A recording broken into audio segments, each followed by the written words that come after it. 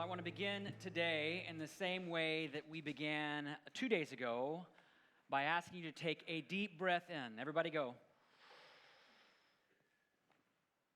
Now take a deep breath out.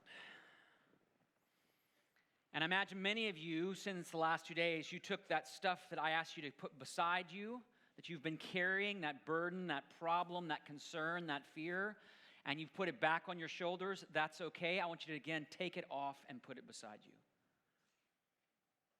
For the next few moments, for our time together, your job is not to carry the burdens of the world. That's God's job. And so as we think and consider the practice of rest and what it means, we actually have to be in a posture of being able to rest, even as we learn about it. So I want to invite you, just as we talk, as I share, to keep those concerns right beside you. You can pick them up and take them with you when you go. But we've been walking through the biblical practice of rest and Sabbath, which again, it's a really complicated thing. It's really hard to understand. It's a day every week to stop your work and rest. And on our first day together, we talked about why God did this. 4 reasons. To reveal his character, that he's a really good God and cares about your life. To bless people, not to burden people, but just to bless you, just grace, just gift. And to free us from our burdens, to give us a taste of the freedom he has for us, and then finally, to teach us to trust him. Rest is an act of faith. A lot of you have to stretch your faith in lots of different ways in your life, in your work, with your family, in your personal life. Rest is another opportunity to stretch your faith. And then Tuesday morning, we talked about how to do this, like practically speaking. And I gave you 4 steps to put in your calendar. Hopefully, you got out your phone since then and you marked a time, an hour, a day even, to stop, slow down, be refreshed, and celebrate. And I promise, if you start down this road of the routine of rest, you won't go back. I have never met anyone who got into the rhythm of keeping a Sabbath over an extended period of time who stopped doing it. Never met one. But we're at a critical point in this journey of talking and learning and thinking about rest that we need to take not a detour, but kind of another step. And it's another piece of the puzzle that I want to address with you. And it's not how to approach your Sabbath or your rest or your Sabbath day per se. It's about how you tend to approach the other 6 days of the week. Because guess what? There's another 6 days, aren't there? And a lot of the questions you've had have been, well, gosh, it makes sense to have a day like that. But Scotty, do you know what my other 6 days are like? The stress or the intensity or the work or the expectations or the demands. So today we're going to talk about work, and not just your employment, though it can include that, but what you do on the other 6 days for your work. It could be about business or teaching or engineering or parenting, whatever it may be. We're going to talk about work, because here's the thing. You will never get rest right if you get work wrong. You'll never get rest right in your life if you get work wrong. And you know this is true. We live in this world that gets work really, really wrong in so many ways. I recently read the story of a report that was published in the 1970s by the Japanese Association for Industrial Health. And it included a number of really remarkable and painful stories about this disturbing new trend that was happening in the 70s in the Japanese workforce, the labor force. One of the stories was about a man who worked at a food processing company. He averaged 110 hours of work per week. That's almost 16 hours of work a day at the office, every day. And he worked that way until he died of a heart attack at his workstation. He was 34 years old. Another case in this same report was about a man who worked at a printing company. He died from a stroke while working over 4,300 hours a year. Just to do the math, that's 12 hours a day for 365 days in a row. And this report included literally hundreds of cases like this. People actually dying in their work or at their work, or even taking their own life at their work after working crazy hours under intense stress with little to no rest. And this trend had become so common. And these sociologists and doctors and researchers, it was so common, they actually had to make up a new word for it, because there was no way to describe it otherwise. So they came up with this word in Japanese, karoshi, which literally means overworked death, or better yet, death by work, which I think is actually a fairly accurate way to talk about the state of work in the world today. If not literally, spiritually, relationally, psychologically, even systemically. Think about the way in which most of the world is forced to work under difficult conditions or unfair labor laws. Problem is, the crazy hours, the intense stress, that little to no rest, we don't treat those dynamics or those characteristics as like a health hazard, do we? Like if you're working that way, however you work, no one's like, "Bet you need to go to the doctor." We treat it like it's normal life. We call it things like paying your dues, or what it takes to get ahead, or what it takes to raise a family. And I've seen, and maybe you've seen as well, the consequences of this way of thinking about our work up close and personal. So after I graduated from college, before I got into ministry, I had a short season of having what some people call a real job. I think being a pastor is a real job, but for those of you who don't or may not, I spent a season after college working in a number of different sort of marketplace environments. In fact, my very first job out of college was working at an antique furniture store. And I had just moved to a new state. I needed a job. I don't know why I applied for that job. I really don't know why they hired me for that job. I literally wasn't physically strong enough to do the work. I remember actually having to move this huge antique dresser that someone had just purchased across the store, and I literally could not do it. I actually had to have someone who was 4 times my age had to come over and help me. And she didn't even work there. And she was just going through the store. So I didn't stay in that job very long. I was not gifted for that work. But then I was in Nashville at the time. I moved back to California. I got a job at one of these kind of big Silicon Valley tech companies. It's kind of early in the first .com boom. And I was working for one of the in-house lawyers who managed the intellectual property law cases for the company. And at the time, I was thinking about becoming a lawyer, thinking about going to law school. And this job was a huge wake-up call. The lawyer I worked for was in the office every day of the week. Every day of the week. He had a picture of his family on his desk, but I honestly don't know when he saw them.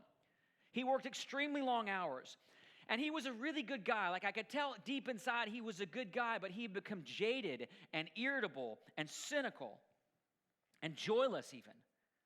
And he looked decades older than he actually was. And he basically talked me out of going to law school. He said, "Scotty, you would love the law, but you'd hate the work." Isn't that interesting? You'd love the law. You'd love what this is meant to be about. You'd love what you're supposed to be championing for, what the work is about, but the work itself would kill you. Long hours, intense pressure, little to no rest. And he literally told me, it's kill or be killed out there. In other words, it's karoshi. It's death by work. And while stories like this, I know, can sound like extreme examples, the data in our country right now around work and workplace satisfaction tell us something is significantly wrong. According to a study by Deloitte Insights, 87% of Americans, 87% have no passion for their jobs. And 80% are outright dissatisfied with their jobs. And these are pre-pandemic numbers. My guess is those numbers are higher today, potentially higher today. It's part of the whole great resignation we've seen. As if we should have been surprised that happened given these statistics. And here's another factor, another data point for you. We're taking less time off than we ever have. In fact, in 2017, there were over 705 million unused vacation days in this country. That's 2 million years of unused vacation as a nation. Because we live in a working world, where it feels like it's kill or be killed. It's get ahead or get left behind. It's sacrifice everything or you'll end up with nothing. But here's the good news. You've heard me say this every morning. I'm going to say it every morning I have with you. That's not how God made you to live. In fact, that's not even how to achieve greater success in life. And we'll talk more about that in a few moments. But for the rest of my time, I want to talk about why it is that we get work so wrong, and then how God uses rest and practices like Sabbath to help us get those other 6 days right. Because again, if you just go about Sabbath or rest as this chance to have like this one little break, and then you go right back to your crazy 6 days, it's why it doesn't work. The Sabbath is meant to transform the other 6 days. It's why it was the first day for the man and woman in the garden. And the work came out of that. So I want to go back one more time. You've probably got this text memorized by now. That same text, Genesis 2, you'll know it by heart. After God created the world in 6 days, he says these words, or the text says these words, "Thus the heavens and the earth were completed in all their vast array.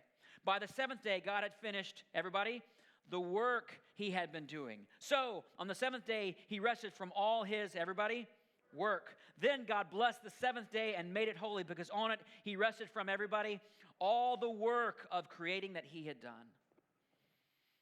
2 days ago, we talked about how the writer repeated that word, the seventh day, the seventh day, the seventh day, to slow down the cadence of the text itself. But here we see there's another point of repetition, another cue to how we understand this narrative, this text. And it's not just on the seventh day God rested, it's the other 6 days God literally went to work. Do you know that God has a job? Jesus once said, the Father is still working. He's still at his job. And this idea, this is so interesting, this idea that God would have a job, that God would go to work, was totally unique in the ancient world. We read this and kind of pass right on over, but in the ancient world, this would have stuck out. Other religions taught that the gods were spared from work. That's why Zeus didn't have a job. Jupiter didn't have a job. The god Baal didn't have a job. Because people in that day believed the benefit of being a god is that you don't have to go to work. In fact, in ancient Greece, work was considered such a demeaning task that some cities passed laws prohibiting their citizens from working. Some of you are thinking, how do I move to a place like that? Does it still exist? Is there a place I could go? But of course, this created an awful disparity of work in those cities, because work was then left to the lower classes, to slaves, women, non-citizens, immigrants. So you can imagine how radical it would have sounded when this little ragtag collection of people called Israel claimed that their God, the one God, the true living God, had a job. He clocked in from 9 to 5. And that his work wasn't demeaning, it was sacred. In fact, one of the best definitions of work I've ever heard, I have a slide for you just so you can read it. I just find this such a great definition. Work is the expenditure of energy for the creation of value. That's why it's not just about what you do for employment. You can do this if you're parenting. You can do this if you're tired. Work is the expenditure of energy for the creation of value. So work, it's not just the job you're paid to do. It's anything that takes effort or energy that produces good in the world. And of course, we see this in the creation story. If you go back and read the story of creation, God's work on the first 6 days is exactly this. He speaks light into darkness. He brings order into chaos. And at the end of each day, it was what? Anyone remember? It was good. It was good. It was good. And he doesn't just give the bare minimum. He goes out of his way to be creative, extravagant in his work by filling the world with every form of life. Giraffes, redwood trees, humpback whales, each one with a unique purpose. We have a little dog named Bailey, and she was clearly created to run and play and bring joy, because that's the purpose of a dog. Cats don't run and play because they're too busy plotting to kill you. But that's the purpose of a cat, so it's just how that goes. But the story, it gets even better than that. When God creates human beings, he gives us this unique task. This is so fascinating. Look at Genesis 2. The text later says this. It says, the Lord God took the man, put him in the Garden of Eden to do what? To work and take care of it. Now, this is before sin. This is not a punishment. This is not a penalty. This is not a consequence of something that went wrong. He's not put into a timeout.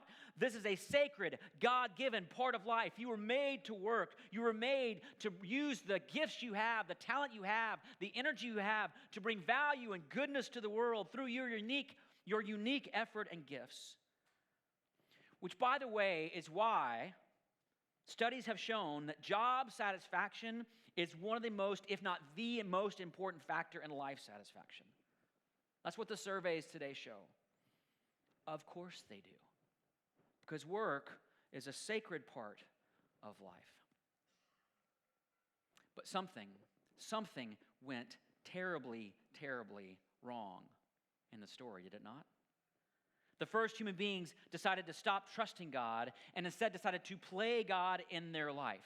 And by the way, that's the heart of that word sin. If you want to understand what sin is and you go back and look at the story, it's not an act of lust or greed or pride. It's playing God instead of trusting God. And of course, things like lust, pride, greed, those are simply the outcomes, the results of that.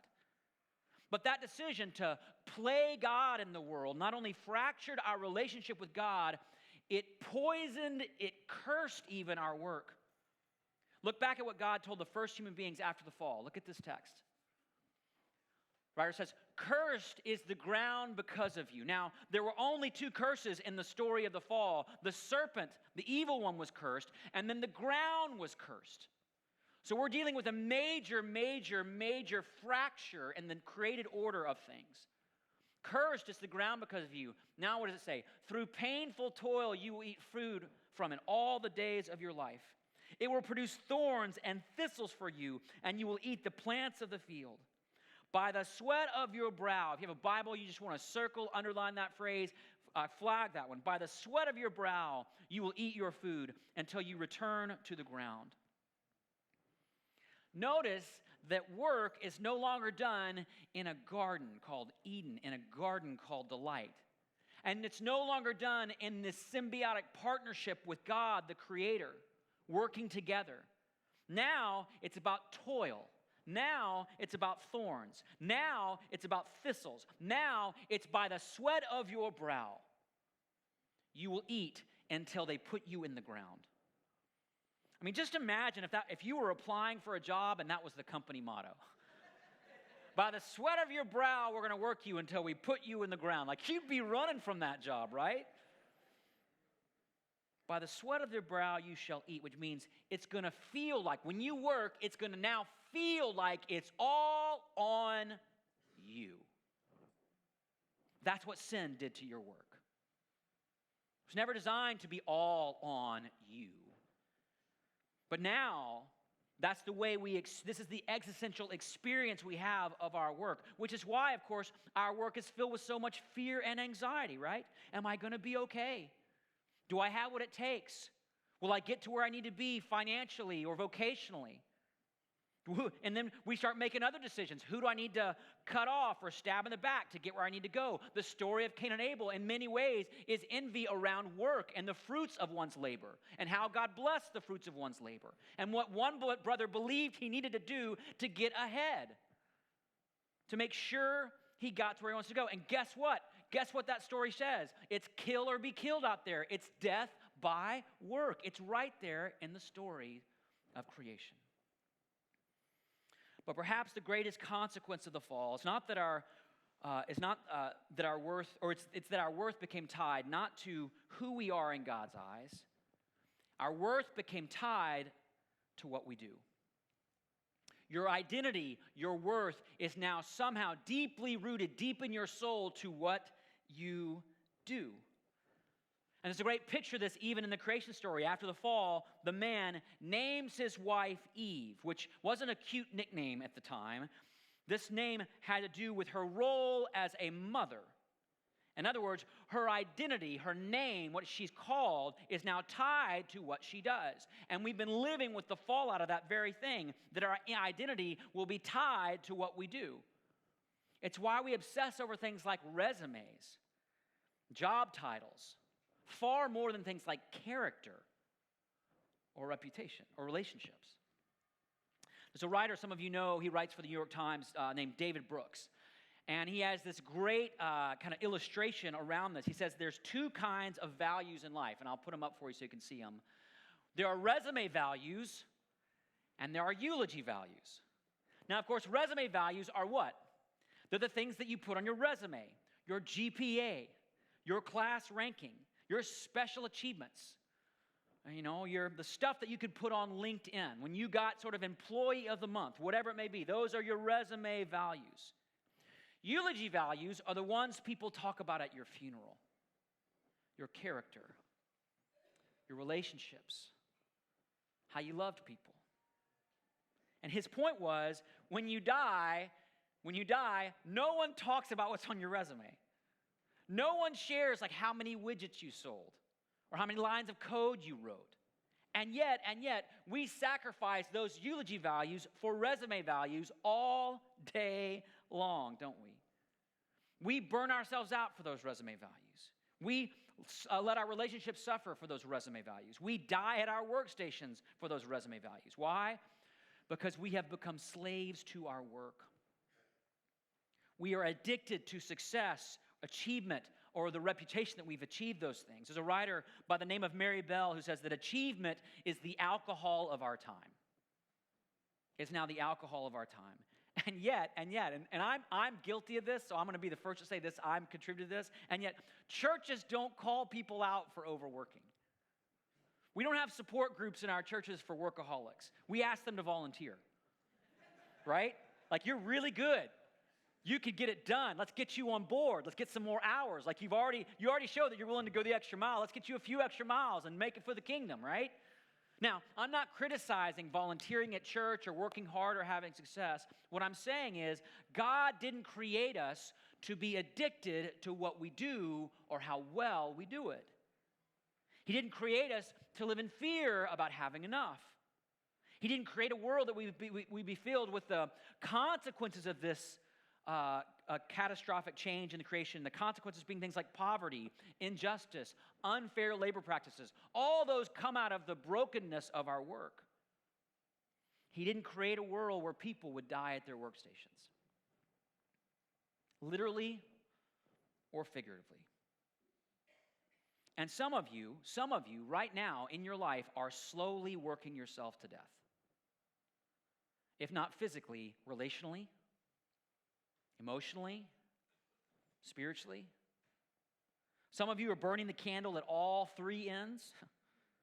Some of you are slowly losing motivation for what you do. You're experiencing more fatigue in what you do. You're drifting towards anxiety or depression around what you do.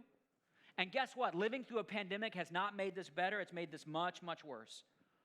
As parents are having to figure out how to work from home and be with their kids, the number of job transitions, financial pressures, global uncertainty, inflation, all leading to higher and higher rates of stress and burnout at work. And this has been especially true in fields like healthcare, education, but it's happening everywhere, even in the church. I'm going to give you a little data that's more about what I do for a living, so it's a little more selfish for me to share it with you, but it will give you a window into what's happening around us in the world.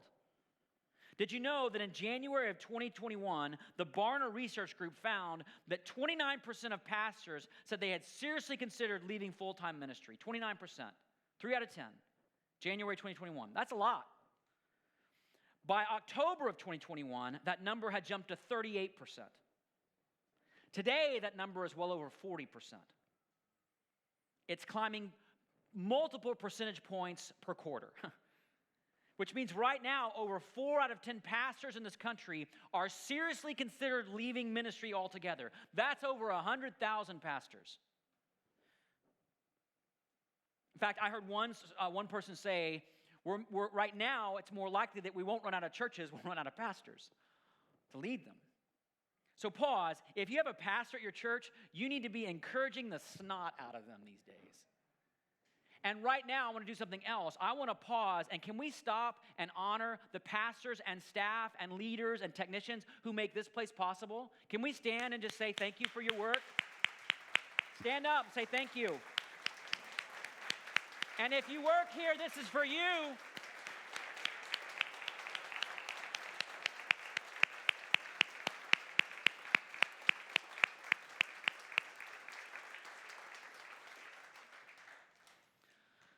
Now, if I don't get invited back for that, I don't know what will work. I won't make it, so. And here's the thing, pastors are not the only one who are fatigued, burning out, feeling discouraged. I'm guessing some of you, maybe all of you in your own way, have experienced some of that as well. From long hours or working at home or changing jobs or struggling financially, it's death by work, just slowly and over time. But there's an even deeper risk in this. There's an even deeper risk, and it's not just physical burnout. That's a real thing, and that's a major thing, and that's a dangerous thing. But there's a spiritual kind of burnout that happens as well. When our work or our faith becomes just another test we have to pass or project we have to complete.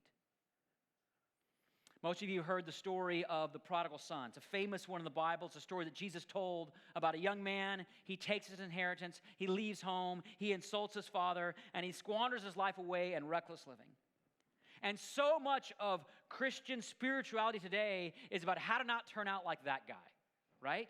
It's what we learn when we're young, like don't make the bad decisions, don't go with the wrong crowd, don't do these certain taboo bad behaviors, so you don't turn out like that younger son who wrecks his life in reckless living.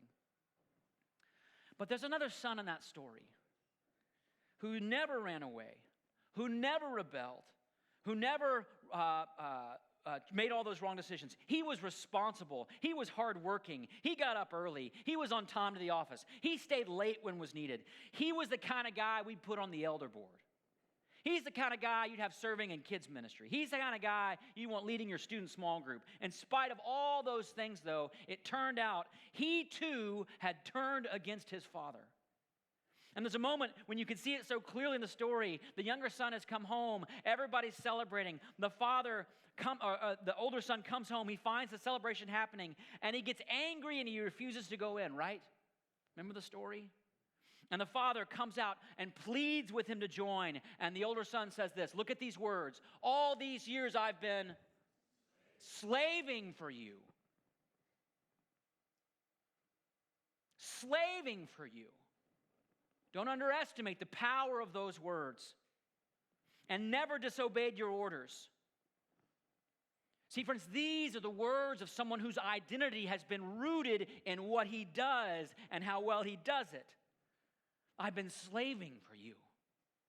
Do you not know how hard I've worked? Do you not see the hours I've put in so that you'll be happy, so that you'll approve? Friends, these are not the words of a son. They're the words of a servant whose job is to please his employer. And they reflect the posture of countless Christ followers today who have come to believe, or they've been taught to believe, that God is this kind of thankless taskmaster whose approval is based on your performance.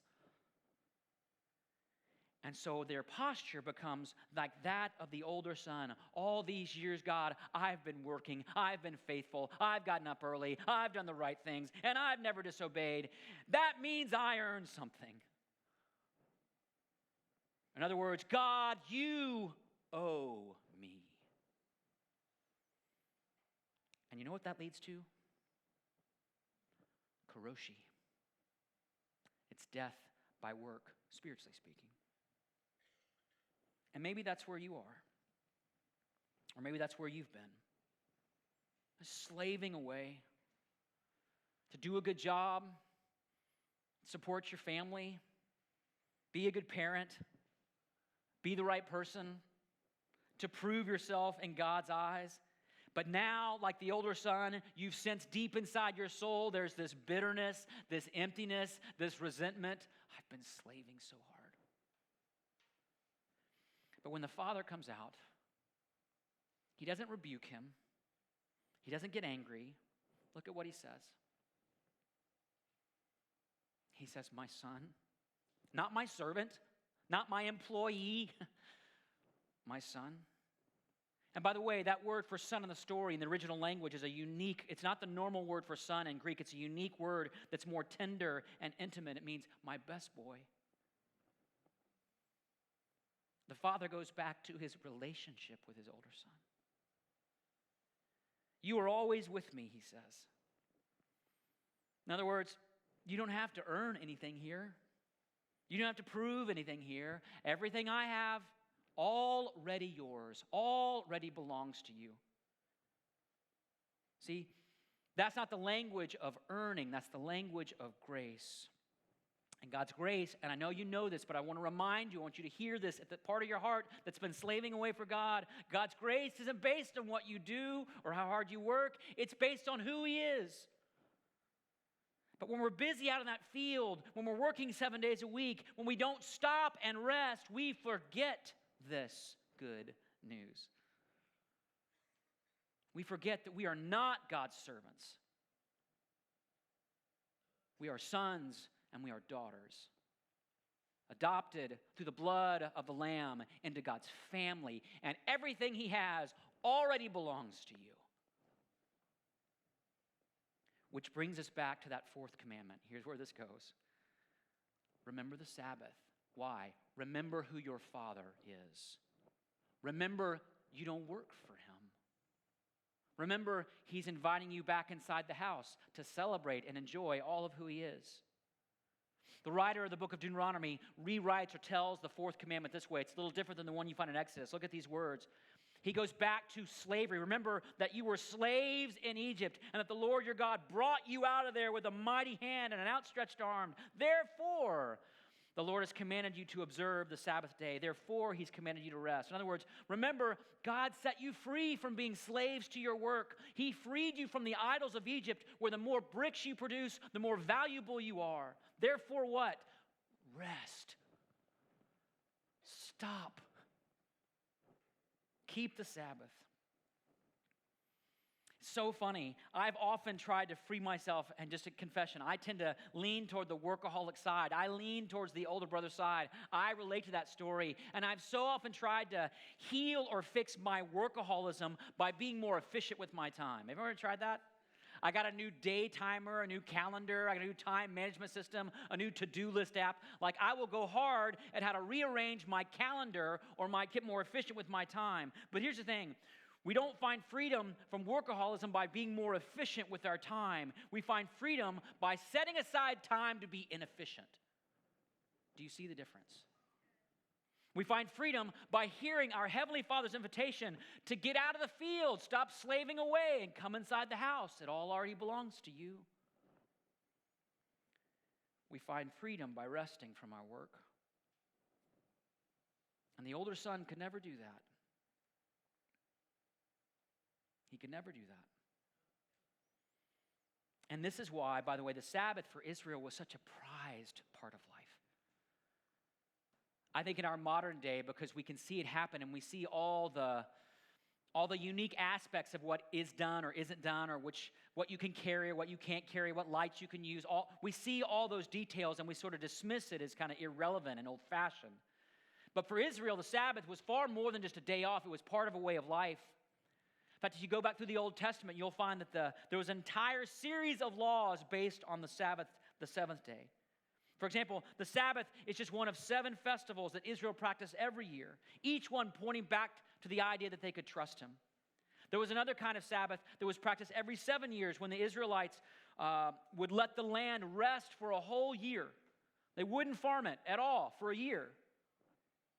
And then every 7 times 7 years was the year of Jubilee. If anyone had lost their land, gone into debt, all that was forgiven and restored. These were all practices that were designed to help Israel not just do life a certain way, but be a contrast to the nations. And the nations where people were abused, used, enslaved, discarded, the Sabbath was a way to tell the world, our God is not like Pharaoh.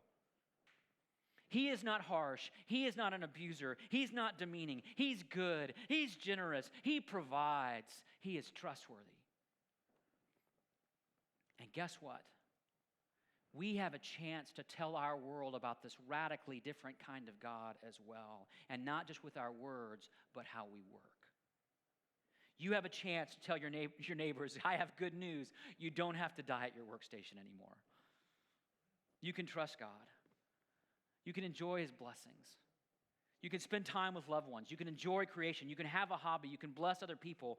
And when they ask you this question to test you, and they will, when they ask you, hey, can you check your email on that day of rest? Or can you come to that meeting on your day of rest? Or can you work on that presentation for work on your day of rest? You can tell them no, because that's the day I've got nothing on my schedule. And when they say, why not? It sounds like you have a lot of time that you could get this done. You can say, no, that's the day when I've got nothing on my schedule. That's the day I'm scheduled to do nothing. Nothing is on my schedule. And when they ask you why, you can tell them, because I follow a God who says one day a week, I want you to stop working and enjoy me and enjoy life. One day a week, I want you to come off the fields and come inside and celebrate with me. And when they ask you who that God is, you can tell them, it's the one who calls servants sons and daughters. It's that kind of God. See, Sabbath keeping isn't just about resting. It's witnessing. It's about telling the story of who God is. Because honestly, why would our world believe that we follow a God who promises to provide when we live and work as if He won't? They won't believe. And here's the hard news. They don't believe. But we can start telling a different story. You can start telling a different story. And if that doesn't motivate you, if you feel like you need a better reason for you, I'm going to meet you where you're at right now. I'm going to do this just for you. It's okay if you feel a little cynical, a little jaded about it. Here's one. You'll live better if you do this too. And it's not just the Bible that tells you so. Contemporary research and sociology and work science and organizational management are all saying the same thing about rest and productivity. For example, we now know keeping a Sabbath in your week will make you more productive, not less. Did you know that? Several years ago, the Seattle Times did a 7-week study on productivity at work. One group worked 40 hours a week. The other spent an extra day working 50 hours a week. So that second group had 70 hours of extra work over the course of the study. And yet, at the end of the study, they were no more productive than the other group. And that kind of study has been repeated numerous times, all with the same results. At some point, more hours do not equal more productivity. And again, that's not from the Bible. That's just contemporary science telling us how this goes. Not only that, stopping to rest from your work will help you live longer. You want to hear a completely mind-blowing statistic? I just read this a couple of months ago. It completely shattered my paradigm. Did you know that Seventh-day Adventists who are committed to keeping a weekly Sabbath live on average 10 years longer than the average American? They're actually, people will study this group over this. And it's not because they have access to better doctors or better medicine. They're just serious about keeping a Sabbath. They're serious about having a day to not be so serious. Let's put it that way. And not only will you live longer, you will have fewer regrets. You'll end up with fewer regrets. When I was in seminary, I spent a summer working as a hospital chaplain. And I remember on one of the floors where I was serving as a chaplain, there was a therapy dog named Puzzle. Everyone ever been around a therapy dog? It's amazing. Yeah, therapy dogs are amazing. This therapy dog named Puzzle. And Puzzle would go into a room and people would just light up and get so excited to see this really cute dog. And then Puzzle would look over at me as if to say, you are so bad at this. They don't want you in this room. They want me in this room. And it's true. People really preferred the therapy dog over the chaplain. But it was on that same floor where Puzzle and I would wander the floors that I met a patient named Peter. Peter was dying of cancer. He was in the palliative care units, which meant they were no longer trying to save his life, just manage his pain. And I spent several weeks meeting with Peter almost every day. He was an accomplished guy with a really intimidating resume. And he had just become a follower of Jesus, amazing part of his story that happened right before I met him. And he was at some peace about what was happening to him. But what really surprised me as we began talking about his life and his story was about his regrets. And I was so shocked that he had it. I mean, he was so successful. He had earned so much money. He had multiple homes.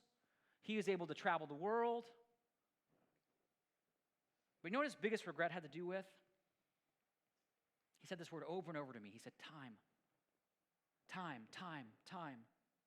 Here was a guy who had everything that we're all working for, and he regretted not spending more time with his family. He regretted not making more memories with his kids. He regretted not prioritizing what he called, these are his words, the real stuff.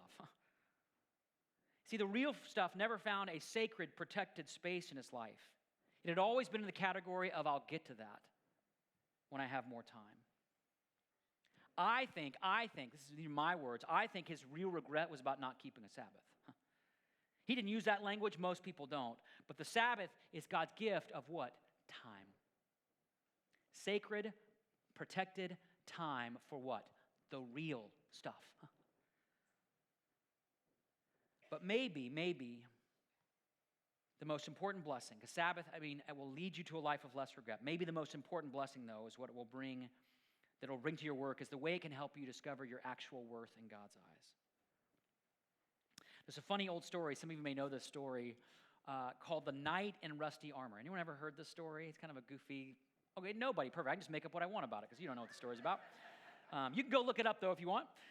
It's about a knight who's really, really good at his job. He would fight off foes. He would battle dragons. He would rescue people in distress. In fact, he was so good, so passionate, that he never took his armor off. He never took it off. He wore it to dinner. He wore it to bed. He wore it when he was with his family, because you never know when duty will call, right? But eventually, he wore it so long that he couldn't physically get the armor off anymore. And eventually, instead of protecting him, it kept him from enjoying what he was working so hard to protect. So here's my question for you. How many of you can't take that armor off anymore? That armor of your work as a really good parent. That armor of your work as trying to be the perfect mom and dad. That armor of your job. That armor of trying to reach that next level of status or success. That armor of your ministry or your volunteering, which even that can become spiritually toxic if we can't take it off. How many of you are living with some kind of veneer or kind of a working kind of armor that instead of bringing value to the world now, which is what work was meant to do, right? Creating value. Instead of bringing value, your armor is keeping you from experiencing what's most valuable, the real stuff. Think about that. Now again, there's nothing wrong with loving what you do. There's nothing wrong with working hard or bringing your best to your work. There's nothing wrong with wanting to succeed or make a difference in the world. But that's not how you become a child of God. That's not what earns you a seat at his table. His grace does.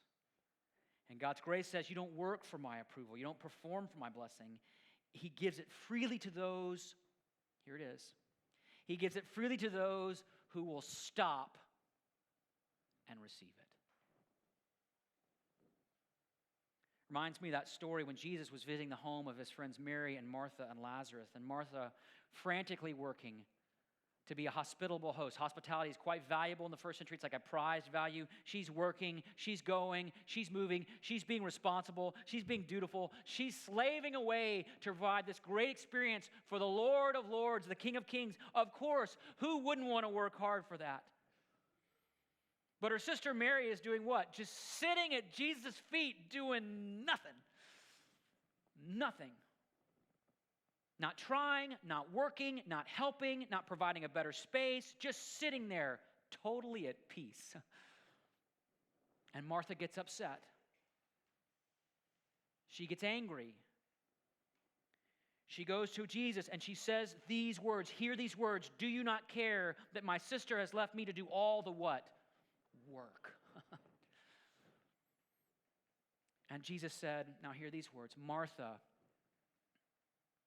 Martha. He says it twice because I want you to tune in. You're moving too fast. Martha, Martha, right? He's got to slow her down. Martha, Martha, you are worried about many things. And hear these words, but only one matters. And it's what Mary is doing.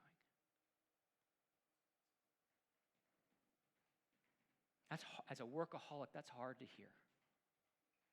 I'm worried about many things. I'm working for many things. It's only one that matters. It's what Mary was doing. And then Jesus says these words, and I won't take it from her. Because he won't take anything that truly matters from you either. Because he's always with you. And I think he probably had that same thought as he looked at Mary. Everything I have already belongs to her. What's she going to work for? The question is, will you stop working? Will you slow down? Will you see your 6 days in light of that beautiful seventh day? Take off your armor, come inside the Father's house, sit down at his feet, and receive it. And finally be at peace. Because if you do, he will not take it from you. Let's pray. Jesus, we want to pause right now and just sit at your feet for just a moment.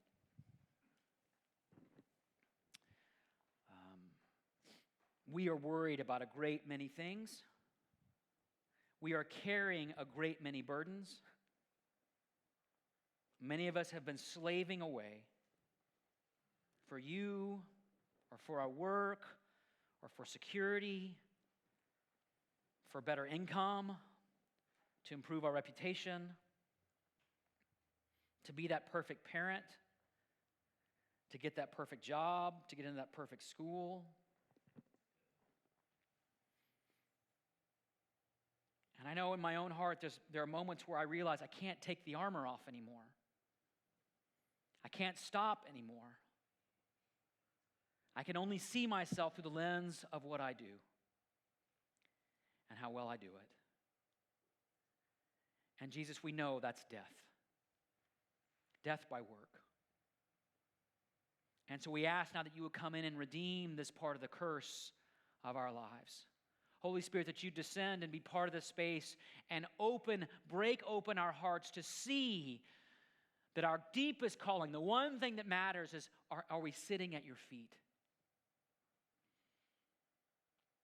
Are we resting in your presence? Are we trusting you? Are we coming inside the house to trust you? And so, Jesus, I pray for my brothers and sisters and for me that we would do that. We would do that together. We would receive this together.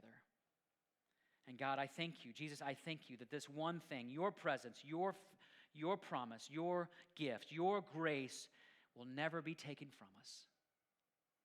And that we never have to earn it. We pray this in your name. And everybody said, amen.